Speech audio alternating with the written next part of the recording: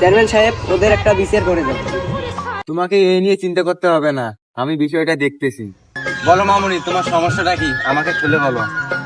দেখেন চেয়ারম্যান সাহেব, আমার বাবা এনি, এখন আমার বাবা এই ছেলেকে পছন্দ করছে। এখন তো আমি এই ছেলেকে বিয়ে করবো না, কারণ এই ছেলে আমি প্রেম করি এর সাথে, গত 4 বছর হাতে প্রেম করছি, মানে এর সাথে আমি বিয়ে করবো। এখন আমার বাবা তো সেটা বুঝতেছে না, আর আপনি এখন এর একটা বিয়ে করে দেন। না, আমি তোমার বাবার সাথে পরামর্শ নিতেছি। বলো করিম মিয়া, তুমি কাকে দিতে চাও?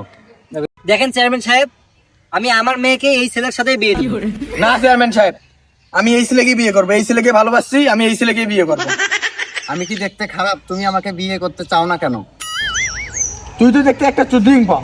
আমি দুঃখে মইরা যাই, আমি লজ্জায় মইরা যাই। জামাইবাবু তুমি পাইতেছো কেন? আমি তো আমার মেয়ের হাতে তোমাকে তুলে দিলাম, তোমরা সুখের শান্তিতে সংসার করো। না বাবা, আমি কি বিয়ে করবো না। না, তুমি বিয়ে করতে হবে। কি করছিস রে?